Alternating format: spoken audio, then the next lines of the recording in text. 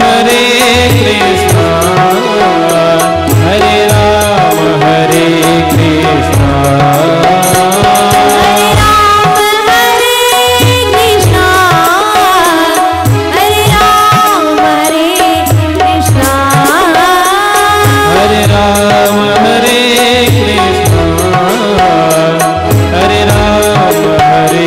कृष्णा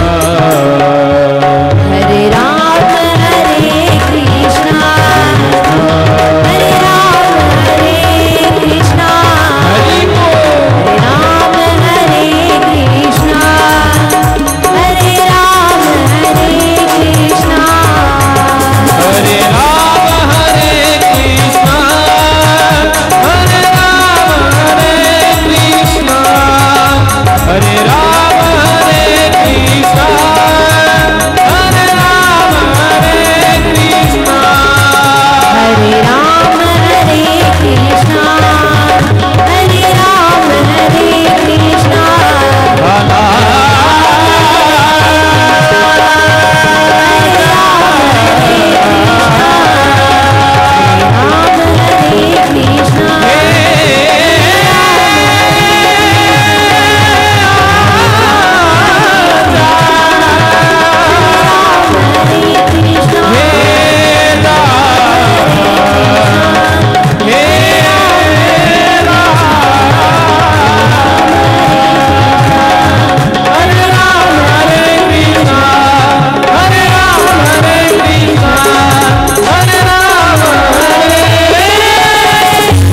कृष्णा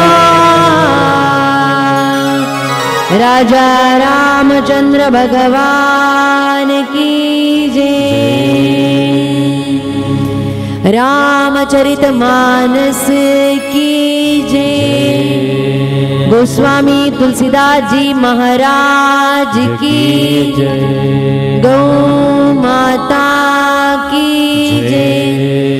हनुमान जी महाराज की जय। श्री गुरु गोविंद सिंह जी महाराज की जय। गोदावरी मैया की जय। सब संतन की जय। ओम नमः पार्वती पतये हर हर महादेव। जय जय श्री राधे जय जय श्री राधे जय जय श्री राधे श्याम।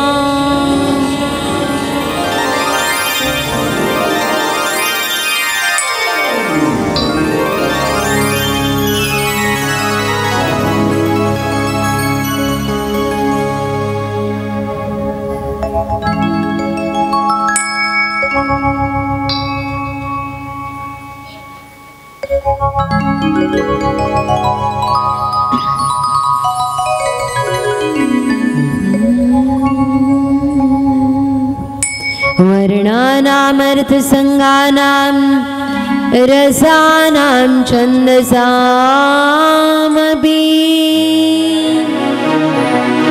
मंगलानां च कर्तारो वन्दे वाणी विनायको।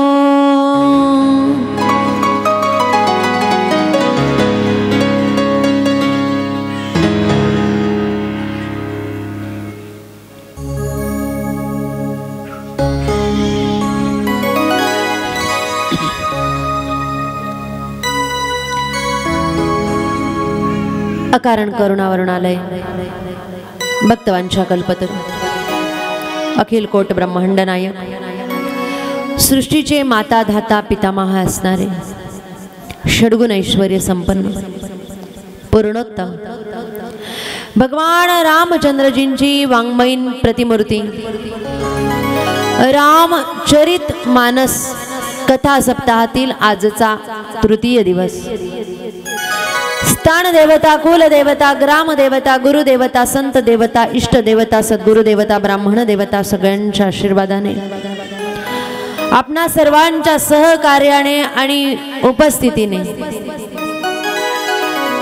आपल्या या नांदेड शहरामध्ये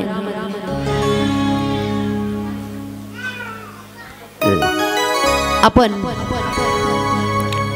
ही कथा श्रवण करत आहोत.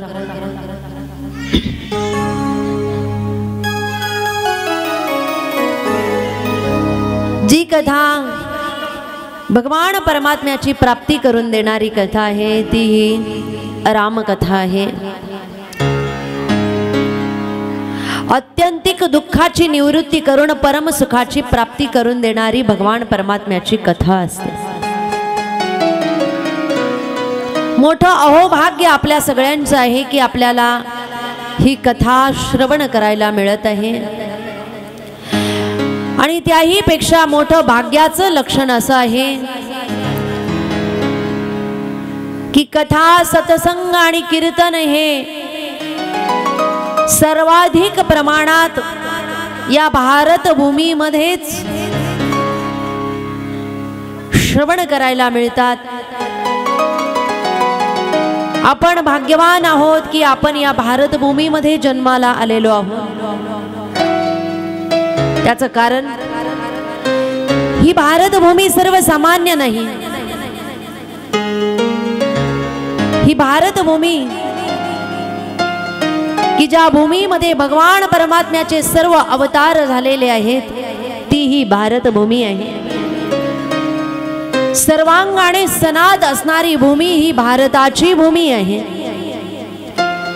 एका बाजूला केदारनाथ, एका बाजूला रामेश्वर, एका बाजूला द्वारिकानाथ आणि एका बाजूला जगन्नाथ, चारही बाजूला चार नाथ ज्या भारताच्या दिशेला आहेत ती भारत भूमी आहे. चारही बाजूंनी सनात असणारी ही भूमी आहे. ज्या भारत भूमीच्या मध्यावर पंढरीनाथ बसलेले आहेत ती ही भारत भूमी आहे. या भारतामध्येच भगवान परमात्म्याचे अनेक अवतार झालेले आहेत. म्हणून उत्तराखंडाला देवभूमी म्हटलं जातं, ज्या ठिकाणी देवता वास्तव्य करतायत.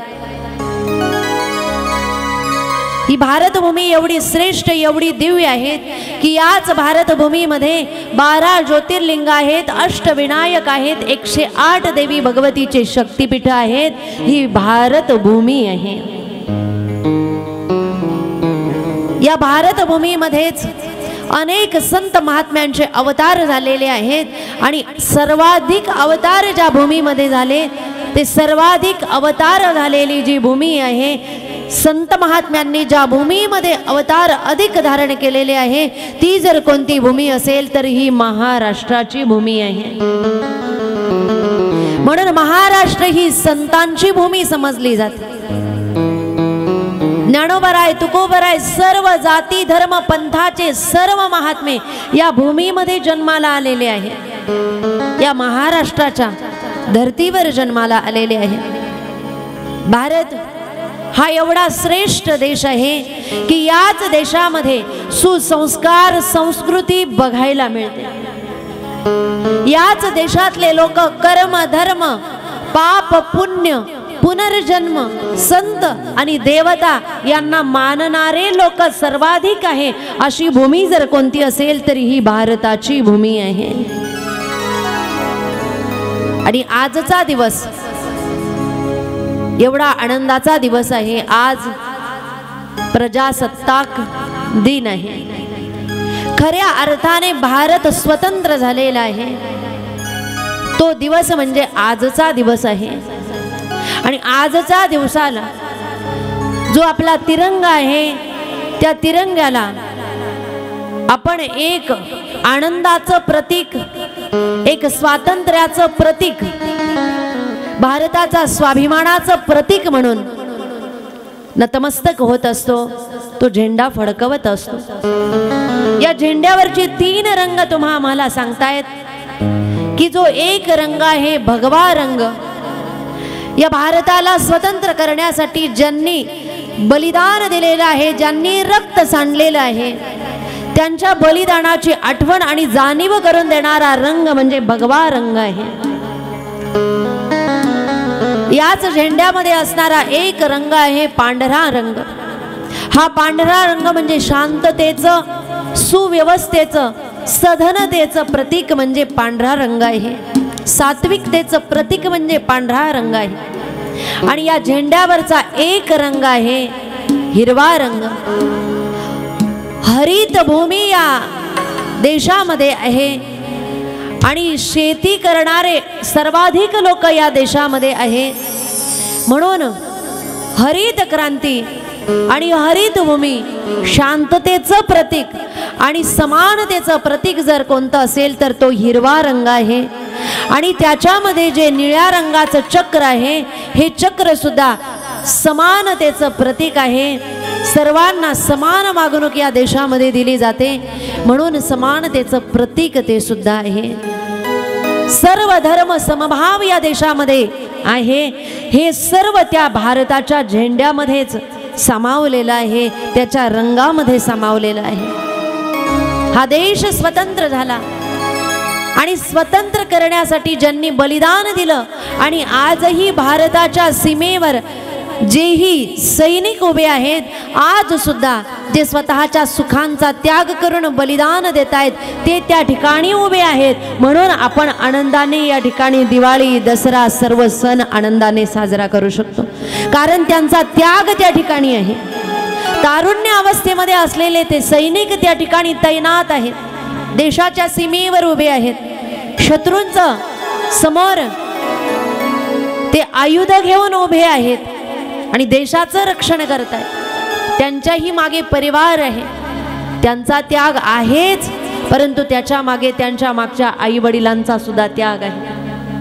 ज्या वृद्धावस्थेमध्ये प्रत्येक आई वडिलांना वाटतं की माझा मुलगा माझ्याजवळ राहिला पाहिजे, माझ्या मुलाने मला साथ दिली पाहिजे, त्या वयामध्ये तो मुलगा आई वडिलांच्या जवळ न राहता देशाचं रक्षण करण्यासाठी तिथे उभा असतो. जे सैनिक उभे आहेत त्यांच्या पत्नीचा सुद्धा त्याग आहे, पत्नी घरी आहे आणि सैनिक म्हणून लढण्यासाठी ते जवान त्या ठिकाणी उभे आहेत.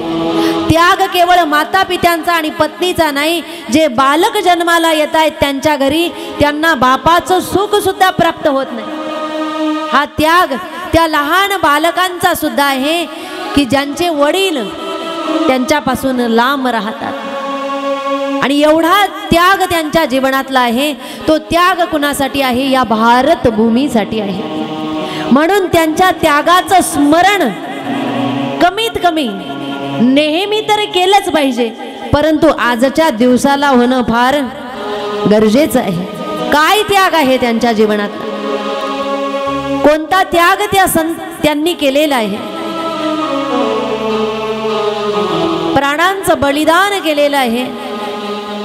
आणि तारुण्य अवस्था की ज्या अवस्थेमध्ये तिथे उभे आहे, न जाणो कोणत्या क्षणाला शत्रूची गोळी येईल आणि ती हृदयाचं भेदन करून जाईल आणि कोणता श्वास शेवटचा असेल हे सांगता येत नाही, तरी सुद्धा ते त्या ठिकाणी उभे आहेत. म्हणून त्यांचंही स्मरण होणं फार मेरा कर्मा तू, मेरा धर्मा तू, तेरा सब कुछ मैं, मेरा सब कुछ तू. हो हो हो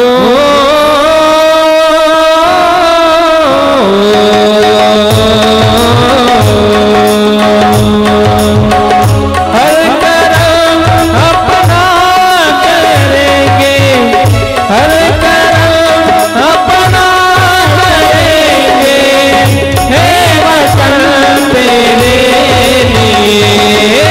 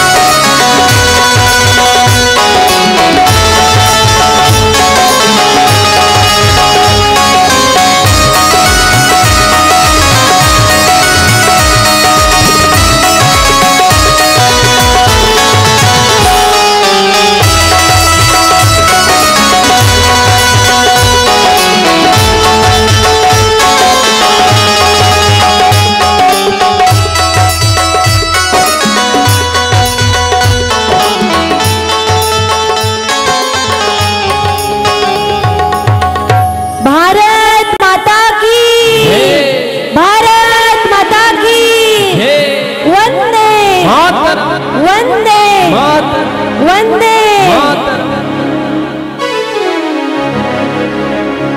ज्यांनी बलिदान दिलं केवळ त्यांचंच स्मरण करणं आपलं कर्तव्य नाही, तर त्याच्यासोबत आपलं एक कर्तव्य आहे की ज्या भारताबद्दल आपला स्वाभिमान आहे, आपल्या अंतःकरणामध्ये भाव आहे, स्वाभिमान आहे, निष्ठा जी आहे, ती निष्ठा जर आपल्याला खऱ्या अर्थाने दाखवायची असेल तर केवळ एवढं म्हणून चालणार नाही, दिल दिया है जान भी देंगे, एवढं म्हणून चालणार नाही।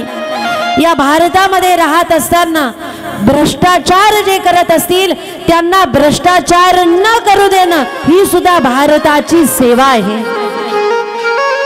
ही सुद्धा भारताची सेवा आहे। आणि भ्रष्टाचार न करणं ही सुद्धा भारताची सेवा आहे। आपणही भ्रष्टाचार न करणं आणि भ्रष्टाचार करू न देणं ही भारताची सेवा आहे। आपण भारतासाठी काय करू शकतो?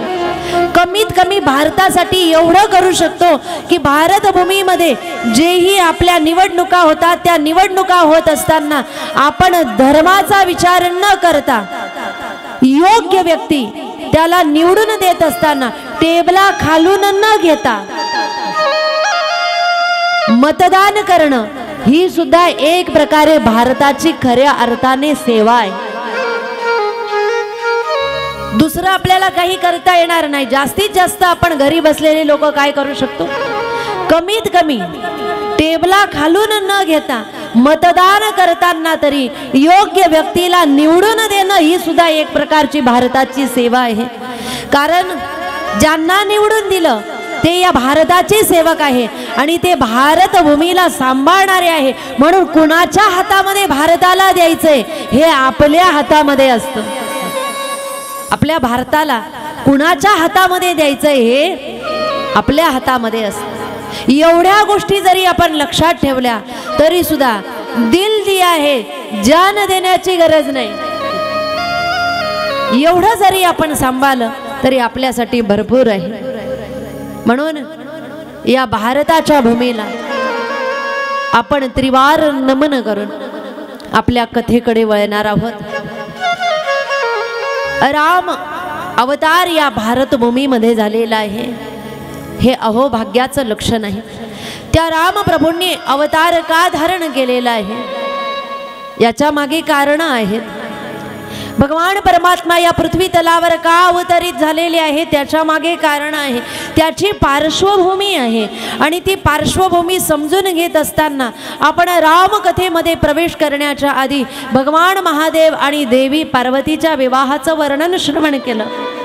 कथा श्रवण करणारे म्हणत असतील की कथा राम कथा आहे, परंतु आतापर्यंत तुम्ही शिवचरित्रच सांगितलं, अजून राम आलेच नाही। जर रामचरित मानस तुम्ही वाचलं तर तुमच्या लक्षात येईल रामचरित मानसच्या सुरुवातीला आधी भगवान भोलेनाथ आणि देवी भवानी यांचं चरित्र आलेलं आहे। कारण रामकथेच्या प्रवेशद्वारावर भगवान महादेव बसलेले आहे। जोपर्यंत आपल्याला महादेव समजणार नाही तोपर्यंत आपल्याला राम समजणार नाही। राम समजण्यासाठी राम तत्वाची जाणीव करून घेण्याच्या आधी आपल्याला शिव तत्वाला समजून घ्यावं लागेल। म्हणून आधी शिवचरित्र आलेलं आहे, शिवकथा आलेली आहे। आणि एक सांगू, जोपर्यंत महादेवाची कृपा होत नाही तोपर्यंत रामप्रभूंची कृपा होत नाही, आणि जोपर्यंत रामप्रभूंची कृपा होत नाही तोपर्यंत महादेवाची कृपा सुद्धा होत। म्हणून जर रामकथा असेल तर आधी भगवान महादेवाला शरण जावं लागतं, आणि भगवान महादेवाची कथा असेल तर आधी रामतत्वाची कथा श्रवण करावी लागते। तेव्हा भगवान महादेवाची कथा आपल्याला श्रवण करता येईल। रामकृपा प्राप्त करण्यासाठी आधी शिवकृपा आवश्यक असते। शिवकृपा नाही तर रामकृपा सुद्धा होऊ शकत नाही। म्हणून आधी वर्णन आलेलं आहे भगवान महादेवाचं। ज्या सतीने पित्याच्या घरी प्राणत्याग केला तीच सती पर्वतराजाच्या घरी पार्वती रूपाने प्रकट झाली। देवी पार्वतीने तप केलं आणि तीच देवी पार्वती भगवान महादेवाची अर्धांगिनी झालेली आहे।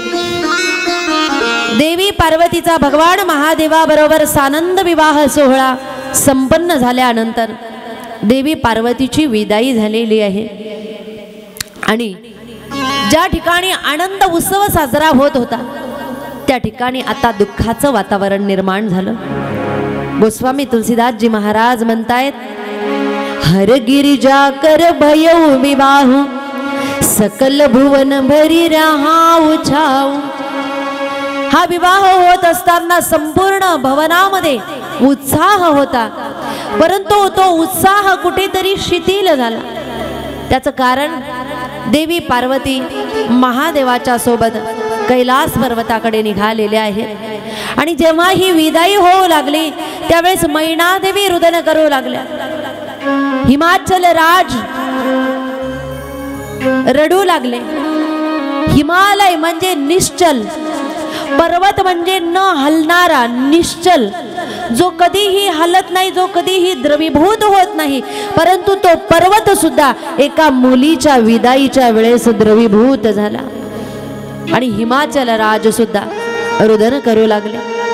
देवी पार्वतीला जवळ घेतलं, हृदयाशी लावलं, पुन्हा पुन्हा मातेला देवी पार्वती आलिंगन देते आणि माता मैना देवीने विदाईच्या वेळेस देवी पार्वतीला एक उपदेश केलेला आहे।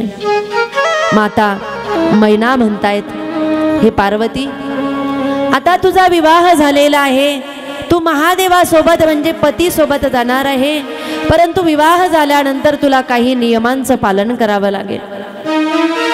आता तुझ्या जीवनामध्ये महादेव हेच तुझे सर्वस्व आहेत, म्हणून त्यांची तू सेवा कर।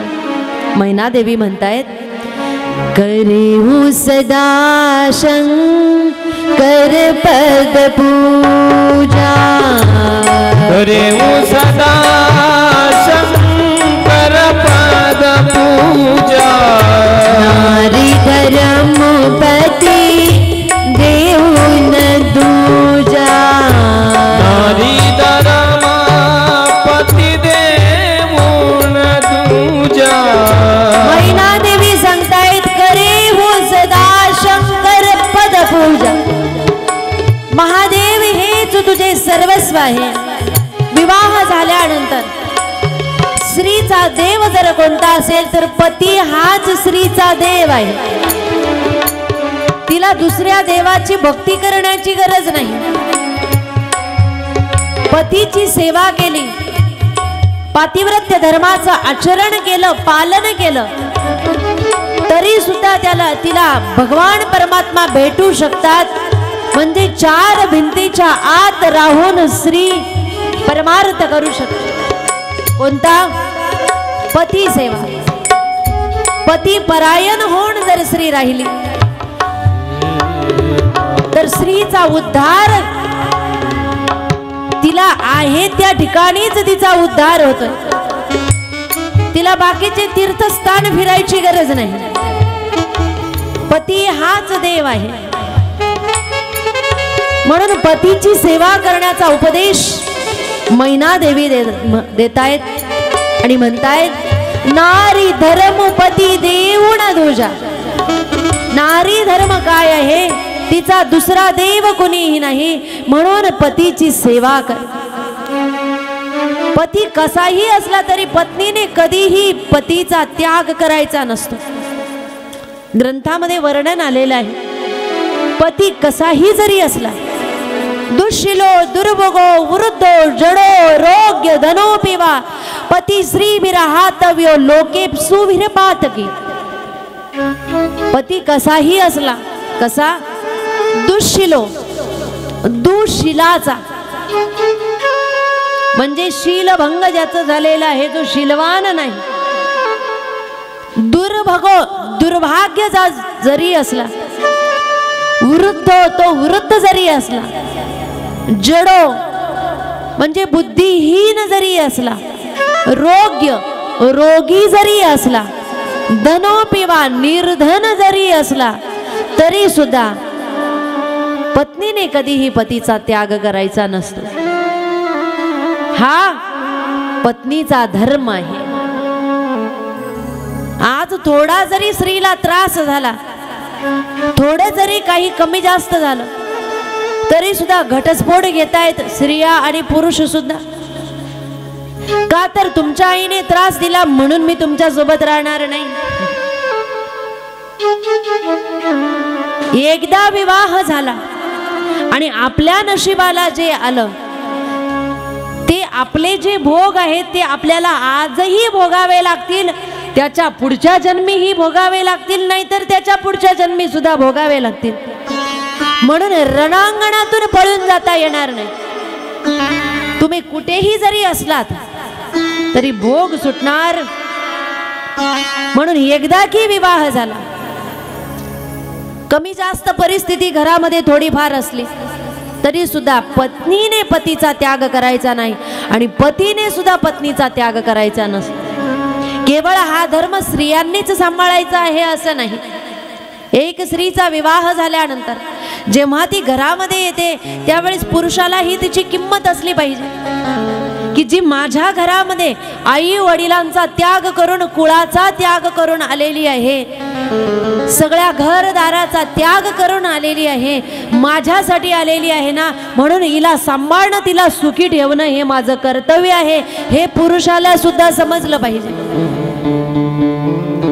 एकामेकाचा त्याग जर एकामेकाच्या लक्षात आला तर घरामध्ये कधीही भांडणं होणार नाही. पण आज घटस्फोट होत आहे, थोड्या थोड्या गोष्टीवरून भांडणं होत आहे, त्याच्यामुळे दोघंही जण विलग होत आहे. कधी कधी मुलं झाल्यानंतर सुद्धा विलग होत आहेत. दोघांच्या भांडणामध्ये त्या मुलांना आई आणि वडिलांच्या सुखापासून लांब राहावं लागतं. भांडण दोघांचं, परंतु वडील असताना सुद्धा त्या मुला मुलींना वडिलांच्या जवळ राहता येत नाही आणि आई असताना सुद्धा त्या ठिकाणी सर्व कुटुंबाचं सुख प्राप्त करून घेता येत नाही. सांगा त्या मुलांचं काय चुकलेलं असेल? याचं कारण छोट्या छोट्या गोष्टी. एखादी स्त्री सासू झाली आणि तिने जर थोडेफार कान भरले आणि पुरुषाने त्रास दिला तर त्याच्या लक्षात आलं पाहिजे की कुणी कितीही कान भरले, मग ते पत्नी असेल किंवा आई असेल, कुणी कितीही जरी आपले कान भरले तर वस्तुस्थिती काय आहे याची बुद्धी पुरुषाला असली पाहिजे. कोण आपल्याला काय शिकवतं याच्यापेक्षा वस्तुस्थितीचं ज्ञान मनुष्याला असलं पाहिजे. योग्य कोण आणि अयोग्य कोण याच्यामध्ये त्यांना न्याय निवाडा करता आला पाहिजे. एकच बाजू जर धरली आणि एका बाजूचा नेहमी अपमान होत राहिला तर त्या घरामध्ये समतोलता कधीही राहत नाही आणि ही समतोलता सांभाळण्याचं मोठं काम पुरुषाला सांभाळावं लागतंय. भांडणं कुणाच्या घरामध्ये नाहीत, घरोघरी मातीच्या चुली. काही घरामध्ये थोडे आहेत, काही घरामध्ये भांडणं अधिक प्रमाणामध्ये आहेत आणि थोड्या कारणामुळे घटस्फोट होत आहे. त्याला काही अर्थही नसतात असे कारण असतात. का तर मला सांगता बाहेर का गेली, माहेरी गेल्यानंतर 2 दिवस उशिरा का आली, हे काही भांडणाचं कारण आहे? याच्यासाठी घटस्फोट. एकदा घटना अशी घडली, विवाह झाला नवीन नवीन, ऑफिसवर जाणारा व्यक्ती 2 लाख रुपये महिन्याला पगार. रोज सकाळी त्याने धावपळ करत ट्रेन पकडायची, ऑफिसला जायचं, सायंकाळी घरी यायचं. त्याच्यामुळे रोजची धावपळ. आणि सुट्टीचा दिवस जर कोणता असला तर तो रविवार. रविवारचा दिवस मूळ गावापासून मोठ्या शहरामध्ये दोघंच पती पत्नी राहत आहेत. रविवारचा दिवस उशिरापर्यंत माणूस झोपला, तो पुरुष झोपला आणि कारण सुट्टीचा दिवस होता, रोज धावपळ म्हणून बराच उशिरापर्यंत झोपला. पत्नीने उठवला, अहो उठा ना, 8 वाजले, 8:30 वाजले, 9 वाजायला लागले, तुम्ही अजूनही उठत नाही. आज मला फार कंटाळा आलेला आहे, तुम्ही घरी आहेत ना, असं करा तुमच्या हाताने नाश्ता बनवा. रोज रोज मीच करते आज माझी इच्छा आहे की तुम्ही तुमच्या हाताने नाश्ता बनवा, आज तुमच्या हाताचा नाश्ता मला खायचा. त्याने बेडवर पडल्या पडल्या सांगितलं, अगं घरामध्ये काहीच कमी नाही, एवढा मोठा पगार आहे, फ्रीजमध्ये सगळे फळं आहेत, किराणा भरलेला आहे, भाजीपाला आहे, तू तुझ्या हाताने काहीतरी बनवून खा.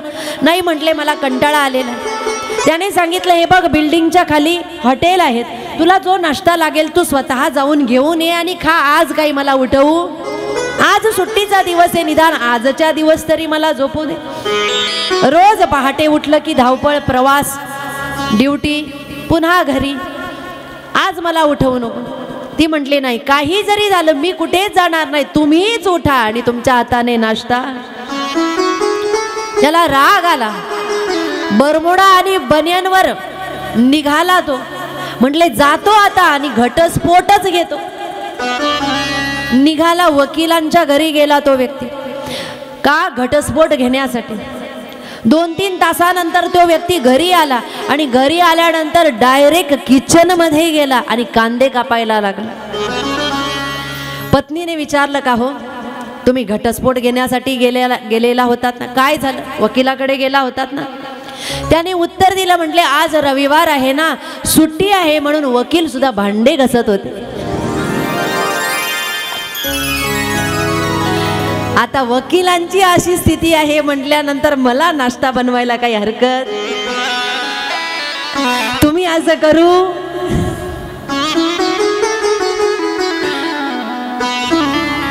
कारण काय? घटस्फोटाचा नाश्ता बनवायला लावला. म्हणून छोटे छोटे असे कारण असतात की ज्याच्यामुळे भांडण मोठ्या विकोपापर्यंत जाते. पण स्त्री धर्म काय आहे? पत्नी धर्म काय आहे? पतीची सेवा करणं हा धर्म आहे. स्त्रिया सुद्धा अनेक प्रकारच्या असतात. काही अर्थपत्नी असतात. अर्थपत्नी कोणाला म्हणतात? जी फक्त एवढंच बघते तुम्ही किती पैसा कमवून आणला, बाकीचं काही घेणं देणं, तिला अर्थपत्नी म्हणतात. फक्त पतीचा पैसा, जर पतीने पैसा कमावून आणला तर खुश, आणि पतीकडून जर एखादा व्यापारामध्ये काही कमी जास्त झालं, पैसा घरामध्ये आला नाही तर पतीवर नार. घरामध्ये सगळं काही आणलं असेल तरी सुद्धा तिला काहीही आवडत नाही. चांगलं वागलं, वाईट वागलं तरी सुद्धा वाकडेपणा जिच्या स्वभावामध्ये असतो तिला कर्कशा पत्नी म्हणतात. संक्रांतीचा पर्व काय? पत्नीने सांगितलं पतीला साडी घेऊन ये. पतीने साड्या आणल्या. त्यांना माहीत होतं एक आणली तर त्याच्यामध्ये काहीतरी कमी जास्त निघेलच, म्हणून 2-4 आणल्या दाखवायला.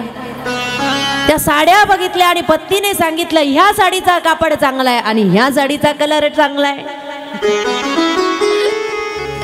या साडीचे काठ चांगले आणि या साडीचा पोत चांगला आहे. आता पतीने काय करावं? सगळ्या साड्या मिक्स करून तर बनवू शकत? तिथेही डोकं लावलं. तुम्हाला ना काही चांगलं कळतच नाही, तुम्हाला काही चांगलं आणताच येत नाही. म्हणजे चांगलं केलं एखाद्या वेळेस तरी कौतुक करता आलं पाहिजे. नाही, तुम्ही जसे वागतात ना बाकीचे पुरुष नाही, मी भाग्यवान आहे की मला तुम्ही मिळालेला आहात, असं आपल्या तोंडातून कधीतरी निघलं पाहिजे. कारण त्याच्या मागे त्यांचाही फार मोठा त्याग असतो. आपण घरामध्ये बसतो, ज्या ड्युटी करत नाही, बऱ्याच महिला 75% महिला घरामध्ये असतात, परंतु घरामध्ये न राहता रात्रंदिवस घराच्या बाहेर राहून कष्ट करणं, प्रवास करणं, सर्व घरामध्ये समतोलता राखणं हे पुरुषाच्या हातामध्ये असतं. आणि एवढं सगळं मॅनेजमेंट करत असताना तो व्यक्ती फार दुःखी असतो. त्याला वाटतं घरामध्ये आल्यानंतर तरी शांतता लागेल, म्हणून घरात आल्यानंतर शांतता लागण्यासाठी जास्त काही करायची गरज नाही. फक्त घरामध्ये पुरुषाने एंट्री केली की स्त्रीने स्माईल केली पाहिजे. गालामध्ये जर तिने स्मित हास्य केलं, पती कितीही जरी थकून आला तरी वाटतं नाही घर आलं, आता शांतता आहे, जास्त काही करायची गरज नाही. आणि पाऊल टाकल्याबरोबर जर सुरुवात केली, त्यांना असं वाटतं उगीच घरी आलो, तिथेच बरं होतो, ऑफिसमध्ये शांतता. मी इथली गोष्ट सांगत, राजा रामचंद्र भगवान की जय। ज्याचे त्याचे कर्तव्याचं पालन ज्याला त्याला करता आलं पाहिजे। स्त्री धर्म जरी स्त्रीला समजला तरी सुद्धा जीवन आनंदाने व्यतीत होऊ शकते आणि स्त्रीने आपल्या चौकटीमध्ये राहूनच जीवन जगलं पाहिजे तरच ती शोभते। जर स्त्रीने मर्यादेचं उल्लंघन केलं, तिला जर वाटत असेल मी स्वच्छंदी बनून आनंदाने जीवन जगू शकते, असं जर तिला वाटत असेल तर स्वच्छंदी स्त्रीला जग चांगलं म्हणत नाही। आणि जग चांगलं म्हणो न म्हणो, ज्ञानी व्यक्ती, माननीय व्यक्ती, मोठे व्यक्ती कधीही चांगलं म्हणत। म्हणून मूर्खांनी चांगलं म्हणण्यापेक्षा चांगल्यांनी आपल्याला चांगलं म्हणावं एवढं जरी कळलं तरी भरपूर आहे। आलंय लक्षात? त्या चौकटीत राहून जीवन जगणं फार महत्वाचं आहे। स्त्रीला मर्यादा आहे। 21वे शतक येऊ द्या नाही तर 100वे शतक येऊ द्या, स्त्रीला मर्यादा आहेच आणि मर्यादेमध्ये राहणं हेच तिचं कर्तव्य आहे आणि मर्यादेत राहणं हेच तिला शोभतं, याच्यामध्येच ती शोभून दिसते। हा, बंधनात राहणं कुणालाही आवडत नाही, ती गोष्ट वेगळी। बंधन वेगळं आणि मर्यादेची चौकट वेगळी। म्हणून एका आईने एका मुलीला उपदेश केला की कसं राहिलं पाहिजे, कसं वागलं पाहिजे। जेव्हा हा उपदेश केला त्याच्यानंतर देवी पार्वती महादेवांच्या सोबत निघून गेलेले आहेत। गोस्वामी तुलसीदासजी महाराज छंदाच्या रूपाने वर्णन करून सांगतायत, भगवान महादेव आणि देवी पार्वतीचं हे चरित्र जोही कोणी श्रवण करतो त्याच्या जीवनामधल्या अमंगलाचा नाश होतो, त्यांच्या जीवनामध्ये मंगल कार्य घडतात, अनिष्ट जे असेल ते सगळं निघून जातं। हे संपूर्ण चरित्र जो श्रवण करतोय, आपण जे श्रवण केलेलं आहे त्याचं फल काय आहे? गोस्वामी तुलसीदासजी महाराज म्हणतायत, यह उमा शंभु विवाहु जे नर नारी कही जिगावही कल्याण काज विवाह मंगल सर्वदा सुख पावही, सर्वदा सुख पावही, सर्वदा सुख पावही। म्हणतात, यह उमा शंभु विवाहु जे नर नारी कहही, जे कहही, जे गातात तेही आणि जे ऐकतात तेही काय होतंय? त्यांच्या जीवनामध्ये कल्याण काज, त्यांचं कल्याण होतंय। ज्यांचा विवाह होत नाही त्यांचा विवाह होतोय, ज्यांच्या घरामध्ये अमंगल आहे त्यांच्या घरामध्ये मंगलता प्राप्त होते आणि सर्वदा सुख पावही, सगळ्यांना सुखाची प्राप्ती होते। हे चरित्र जे श्रवण करतायत, याच्यानंतर कैलास पर्वतावर आल्यानंतर देवी पार्वती वामांगामध्ये विराजमान झालेल्या आहे महादेवाच्या। आणि जेव्हा वामांगामध्ये स्थान मिळालं देवी पार्वतीला आनंद झाला की ज्यांनी माझा त्याग केलेला होता आता त्यांनी माझा स्वीकार केलेला। कारण आधी शेजारचं आसन उचलून समोर फेकून दिलं होतं, पण आता शेजारी स्थान दिलेलं आहे। आणि महादेवाची सेवा करणाऱ्या देवी पार्वतीने हात जोडून महादेवांना नमस्कार केलेला आहे। आणि देवी पार्वती म्हणतायत की हे नाथ, माझ्या मनामध्ये काही शंका आहेत, त्या शंकेचं निरसन करा। काय म्हणतायत देवी पार्वती? कथा जो सकल लोक हितकारी, सोई पूछन चह शैल कुमारी। गोस्वामीजी म्हणतायत, जी कथा त्रैलोक्याला मंगलता करणारी आहे आणि त्रैलोक्याचं हित करणारी आहे ती कथा देवी पार्वती विचारत आहेत। सोई पूछन चह शैल कुमारी, शैल म्हणजे पर्वत आणि शैलजा म्हणजे पर्वताची, नद्या पर्वतातून उत्पन्न होतात त्या नद्यांना शैलजा म्हणतात। ज्या नद्यांचा उगम पर्वतातून झालेल्या आहेत त्या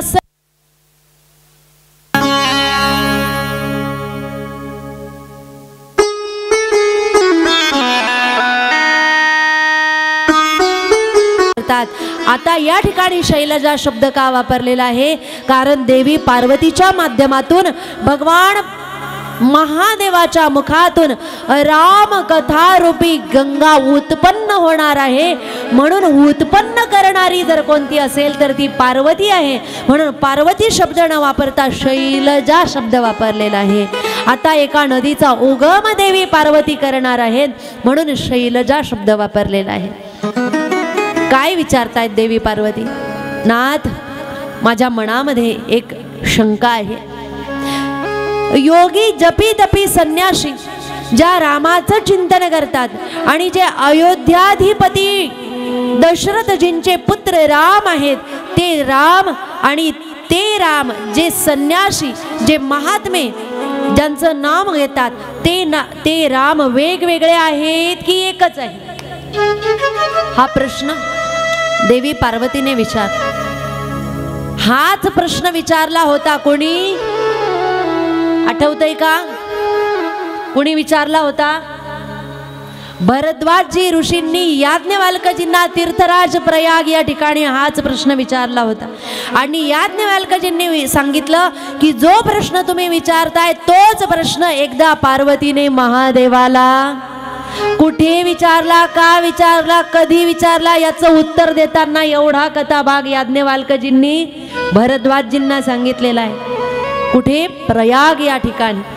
कथा तिथेही चालू आहे आणि आता एक कथा इथेही सुरू होणार आहे. जेव्हा देवी पार्वतीने हा प्रश्न विचारला त्यावेळेस राम कोण आहेत, राम कसे आहेत, राम तत्व काय आहे हा प्रश्न विचारल्यानंतर भगवान महादेवाला आनंद झाला आणि आपल्या इष्टदेवाबद्दल आपल्या पत्नीने विचारल्यानंतर आता राम कोण आहे याचं वर्णन करून सांगण्यासाठी इष्टदेवाचं स्मरण करून आनंद झाला भगवान महादेवाला. दीर्घ श्वास घेतला, हृदय आनंदाने गदगद झालेला आहे आणि भगवान महादेव देवी पार्वतीला सांगताय, देवी माझे राम कोण आहेत? ऐका. मंगल भवन अमंगलहारी,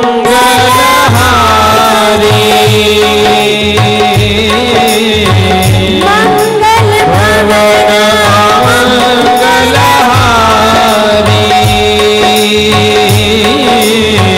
प्रभु दशरथ अजीर बिहारी. राम सिया राम सिया राम जय जय राम, राम सिया राम जय जय राम. करी प्रणाम राम ही त्रिपुरारी, हर्षि सुधा राम गिरा उचारी. राम सिया राम जय जय राम, राम सिया राम जय जय राम.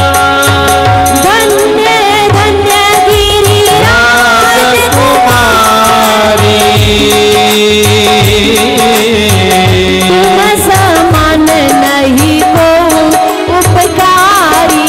राम सिया राम जय जय राम, राम सिया राम जय जय राम. भगवान महादेव म्हणताय, देवी माझे राम कसे आहेत?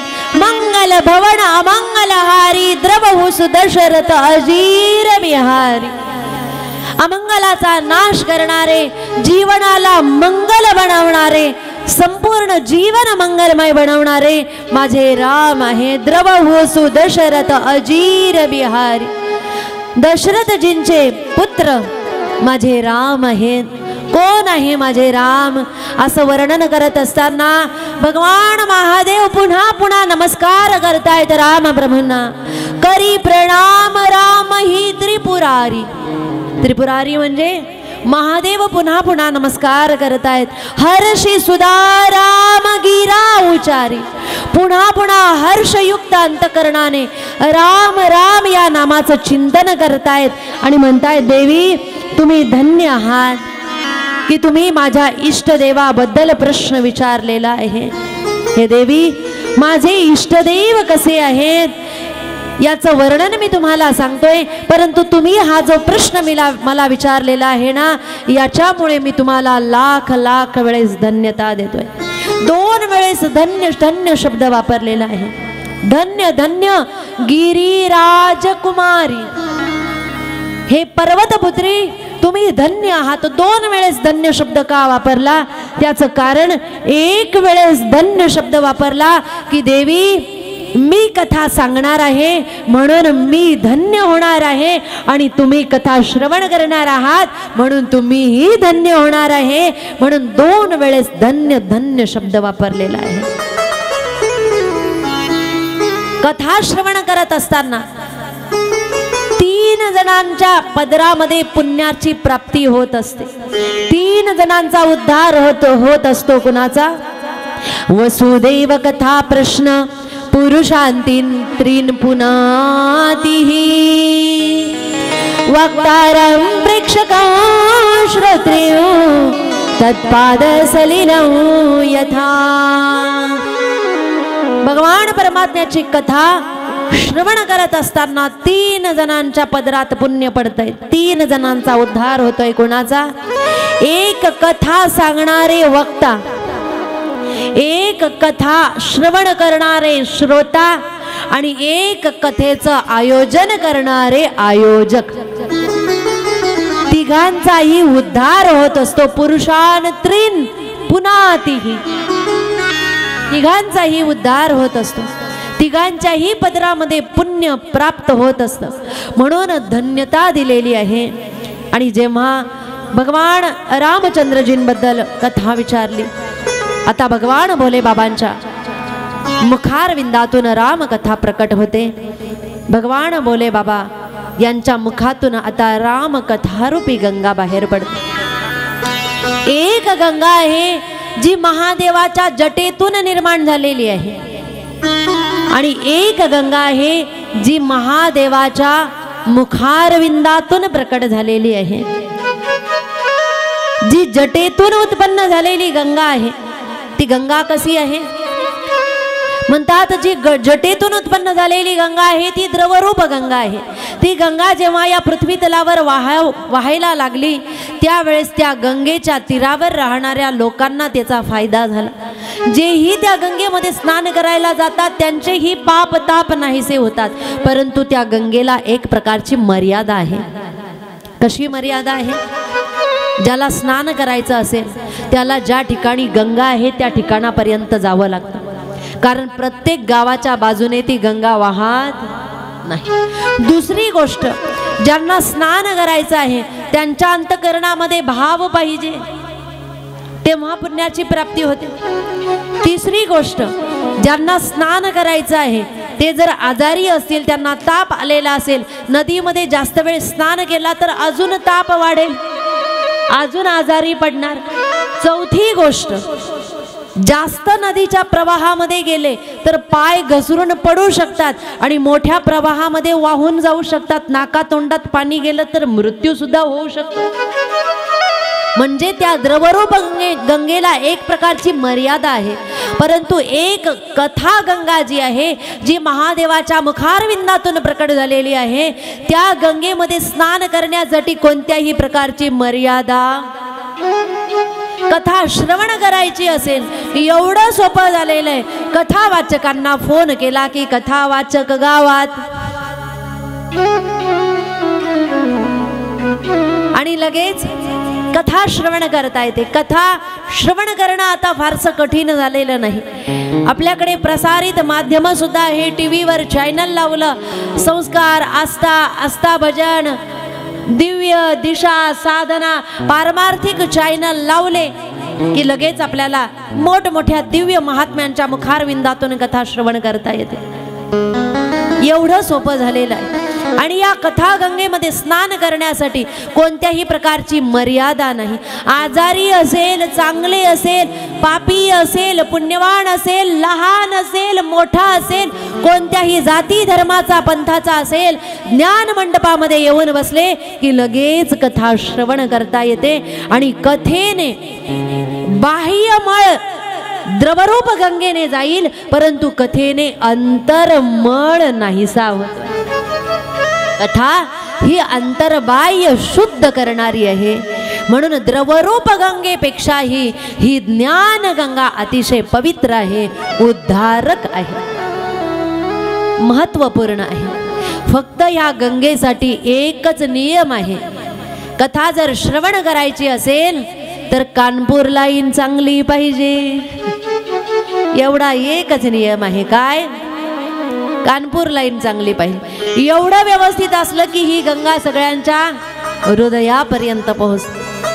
भगवान महादेवाच्या मुखारविंदातून रामकथारूपी गंगा प्रकट होण्याच्या आधी भगवान महादेवाने आधी जे कधीही कथा कीर्तन श्रवण करत नाही, जे परमार्थ करत नाही, ज्यांच्या अंतकरणामध्ये श्रद्धा भाव नाही, त्यांच्याबद्दल आधी राग व्यक्त केलेला आहे भगवान महादेवाने. काय राग व्यक्त केलेला आहे? महादेव म्हणतायत, जे कधीच कथा श्रवण करत नाही, जे कधीच भक्ती करत नाही, जे कधीच परमार्थ करत नाही, ते लोक कसे असतात? महादेव म्हणतायत, नयन निसंत दरस नहीं देखा, नयन ही संत दरस नहीं देखा, लोचन मोर पंख कैरी लेखा, लोचन मोर पंख कर लेखा, सिर करो तुम, सिर करो तुम बड़ी समतोला, जे नमत हरि गुरु पद मूला, जे नमत हरि गुरु पद मूला. राम सिया राम जय जय राम, राम सिया राम जय जय राम. भगवान भोलेनाथ म्हणतायत, देवी जे कधी ही भक्ती करत नाही, नयननी संत दर्शन ही देखा, ज्यांच्या डोळ्यांनी कधी संतांचं दर्शन केलेलं नाही, त्यांचे डोळे कसे आहेत? त्यांचे डोळे असे आहेत जसे मोराच्या पंखावर डोळे असतात, जे विनाकामाचे असतात. त्यांचे डोळे तसे विनाकामाचे आहेत. हे देवी, ज्यांचं मस्तक कधीही संतांच्या चरणावर नतमस्तक होत नाही, ज्यांचं मस्तक कधीही देवाच्या मंदिरामध्ये झुकलेलं नाही, वाकलेलं नाही, त्यांचं मस्तक तुंबरू फळासारखं विनाकारण असलेलं मस्तक आहे. जे नमत हरी गुरु पदमूला, जे गुरु चरणांवर कधी वाकलेले नाही, जे कधी हरी चरणावर वाकलेले नाही. हे देवी, ज्यांच्या हृदयामध्ये हरी भक्ती नाही, ते लोक कसे आहेत? रागारागात भगवान महादेव सांगतायत, जिन हरि भक्ति हृदय नहीं आनी, जिन हरि भक्ति हृदय नहीं आनी, जीवत सब समनते ही प्राणी, जीवत सब समानते प्राणी, जो नहीं करई, जो नहीं करई राम गुण गाना, जी है सदा दूर, जी है समाना, जी है सदा दूर, जी है समाना. राम सिया राम जय जय राम, राम सिया राम जय जय राम. भगवान महादेव म्हणताय, जिन हरी भक्ती हृदय नहीं आनी, ज्यांनी आपल्या हृदयामध्ये कधीही हरी भक्ती आणलेली नाही, भक्ती केलीच नाही, ते जिवंत असून जीवत सव समान तेही प्राणी. शव म्हणजे ते जिवंत असूनही प्रेतासारखे आहे. कोण? ज्यांच्या हृदयामध्ये हरी भक्ती नाही. पुढे काय म्हणतायत? जो नाही करई राम गुणगाना, ज्यांच्या मुखाने कधीही भगवान परमात्म्याचं गुणगान केलेलं नाही, त्यांचं मुख कसं आहे, त्यांची जीभ कशी आहे. म्हणतात जीह सो दादुर जीह समान. दादूर म्हणजे बेडूक. बेडकाशी जीभ जशी असते, विनाकारण डराव डराव करणारी असते. ज्यांच्या मुखाने कधीही ज्यांनी देवाचं गुणगान केलेले नाही, त्यांची जीभ सुद्धा बेडकाच्या जिभेसारखी डराव डराव करणारी, विनाकारण असणारी जीभ आहे. याचा अर्थ भगवान भोले बाबांना काय म्हणायचंय की आपलं मस्तक गुरुचरणावर वाकलं पाहिजे. आपलं मस्तक भगवान परमात्म्याच्या जवळ वाकलं पाहिजे. आपल्या हृदयामध्ये हरिभक्ती असली पाहिजे. आपल्या मुखाने भगवान परमात्म्याचं गुणगान झालं पाहिजे. आपल्या मुखाने ग्रंथाचं वाचन कधी न कधी झालं पाहिजे. कधीतरी आपल्याकडून ग्रंथाचं वाचन घडलं पाहिजे. पण आयुष्य निघून जातं, अर्ध्याच्या वरती होऊन जातं, परंतु लोक कधीही ग्रंथ वाचन करत नाही. आता सांगा बरं, इथे बसलेल्यांपैकी ज्ञानेश्वरी वाचलेली एकदा जरी वाचली असेल, एकदा बोट वर करा बरं. एकदा जरी वाचली असेल. गाथा ज्यांनी वाचलेला आहे एकदा बोट वर करा. एकदा जरी वाचला असेल गाथा, एकदाच. फार कमी जण आहे. आपण महाराष्ट्राच्या भूमीमध्ये राहतो. ज्ञानोबाराय तुकोबारायांचे पाईक आहोत आपण, सांप्रदायिक लोक आहोत. बरं, ज्यांनी ज्ञानेश्वरी वाचली नाही ते कधी वाचणार आहे सांगता का एकदा? तारीख, वार, वेळ, वर्ष. या वर्षी 2024 मध्ये वाचणार ना? ज्यांनी वाचली नाही आणि 2024 मध्ये एकदा जरी ज्ञानेश्वरी वाचतील, एकदा बोट वर करा बरं. म्हणजे वाचणार. ज्यांनी नाही वाचली, वाचण्याचा संकल्प घ्यायला काय हरकत आहे? तुम्ही फक्त संकल्प करा. सत्य संकल्पाचा दाता सर्व करी पूर्ण, तो बरोबर तुमच्याकडून करून घेईल. परंतु मी वाचणार एवढं तर म्हणा. ज्या भगवान परमात्म्याने आपल्याला एवढे सुंदर डोळे दिलेले आहेत, कान दिलेले आहेत, हातपाय दिलेले आहे, कशासाठी दिलेले आहे? देवे दिला देह भोजना गोमटा. बरोबर आहे का? माझा काना मात्रा चुकला वाटतो. देवे दिला देह भजना, भजनासाठी दिलेला आहे. आपण कशासाठी वापरतोय? याच्यासाठी दिलाय का? काहींचं जीवन फक्त एवढ्यासाठी. कधीतरी आपल्या अंतकरणाला आपण प्रश्न विचारला पाहिजे, मला भगवान परमात्म्याने नरदेह दिला, काहींना तो नरदेह सुद्धा मिळाला नाही. पशु, पक्षी, किडा, मुंगी, प्राणी यांचा देह मिळालेला आहे. आपल्याला देवाने मानव बनवलेला आहे. याच देई घडे देवाचे भजन, याच देई घडे देवाचे भजन, याच देई घडे देवाचे भजन, याच देई घडे देवाचे भजन.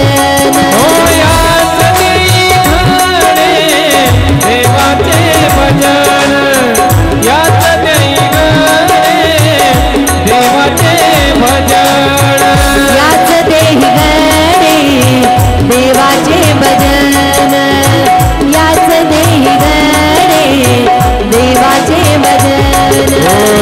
अनेक हे ज्ञान, अनेक हे ज्ञान नाही कोठे, याच देई घडे देवाचे भजन, याच देई घडे देवाचे भजन, याच देई घडे देवाचे भजन, याच देई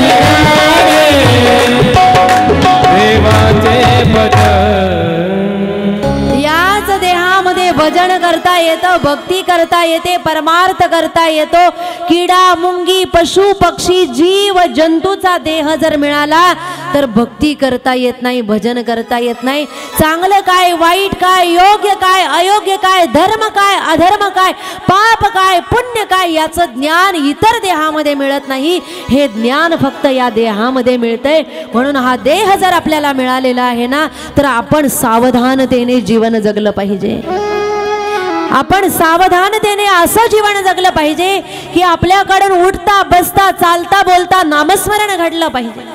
आपल्याकडून परमार्थ घडला पाहिजे. नाही परमार्थ घडला तर कमी